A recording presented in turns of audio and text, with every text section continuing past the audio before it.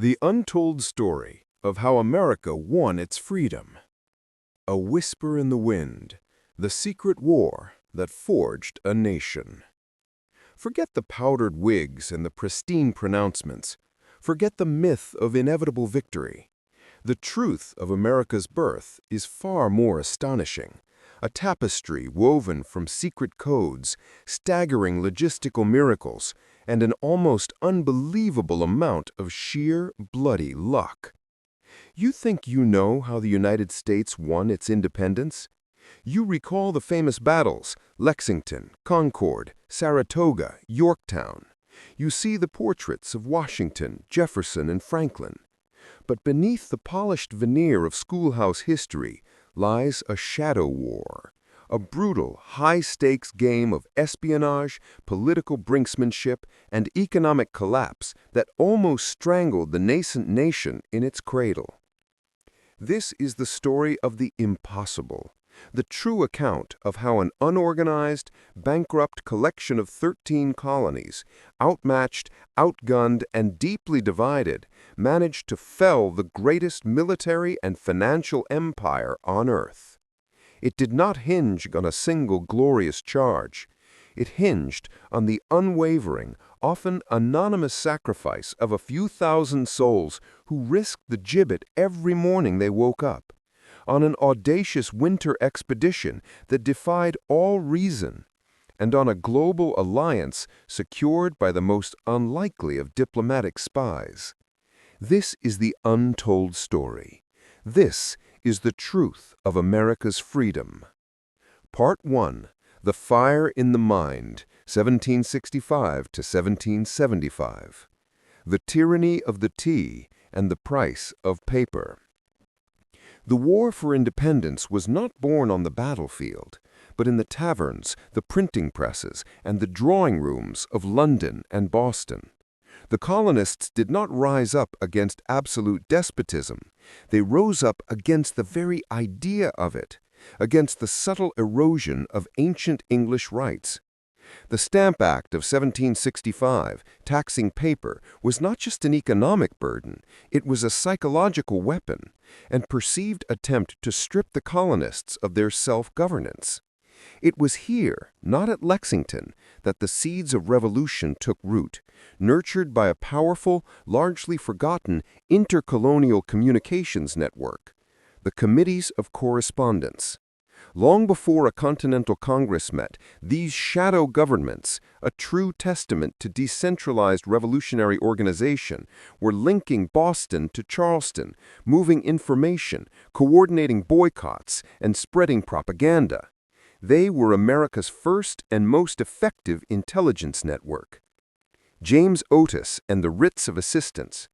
Years before the Tea Party, a young lawyer named James Otis, Jr. thundered against the Crown's right to search colonial homes and businesses without cause. His arguments, which invoked the rights of Englishmen and the law of nature, were so compelling that John Adams later wrote, "Then and there the child independence was born." The revolution began as a legal argument over privacy and unchecked governmental power. The Sons of Liberty's astonishing reach. This was no mere Boston gang of street thugs. They were a sophisticated trans-colonial pressure group, including prominent merchants, lawyers, and tradesmen. Their influence extended into every port, coordinating the refusal of imported goods and ensuring the enforcement of non-importation agreements, effectively strangling British trade in the colonies long before a shot was fired. This unified economic resistance was their first, great, shocking victory. The Boston Massacre's double lie. The iconic image of the Boston Massacre is a lie, a brilliant piece of propaganda that proved as potent as any musket. Paul Revere's famous engraving, showing a line of British soldiers firing a controlled volley on an innocent crowd, cemented a narrative that the facts barely supported. The first casualty, Crispus Attucks, an African-American and Wampanoag man, became a martyr. His death instantly politicized. Yet when the accused soldiers were brought to trial, it was future Patriot leader John Adams who stepped up to defend them, upholding the rule of law even as it jeopardized his standing with the Sons of Liberty. The acquittals proved that even in the heat of revolutionary passion, the colonists valued the legal rights they claimed the king was denying them. This subtle, almost paradoxical commitment to law while committing rebellion is one of the most intellectually astonishing facts of the Revolution. The grand strategy of Benjamin Franklin, a revolutionary seduction. While others argued with muskets, the elderly, witty, and profoundly savvy Benjamin Franklin fought with wit and diplomacy. His legendary years in London were a protracted political chess match. He was not just a representative, he was an intelligence asset, sending coded warnings back to the colonies, yet managing to retain the grudging respect of his English peers until the very last moment. But Franklin's greatest contribution came later, in France. His arrival in Paris was a sensation, a masterstroke of calculated public relations. Shunning the elaborate court dress of Versailles, he wore simple American-style clothing, projecting the image of a pure natural philosopher from the New World. He became the darling of French society, using his fame to woo ministers, aristocrats, and intellectuals. His mere presence, more than any military victory in the early years, secured the secret French financing and armaments, the very things that kept the Continental Army alive. Franklin's personal magnetism was arguably the single most valuable weapon in the American arsenal. Detailed outline for the full 20,000-plus word narrative. Part 1. The Fire in the Mind, 1765 to 1775. The Quiet Tyranny, focusing on the legal and philosophical roots of the rebellion, writs of assistance, Stamp Act, etc. The Power of the Press, how pamphlets, Thomas Paine's Common Sense, newspapers, and Revere's engravings became the first weapons.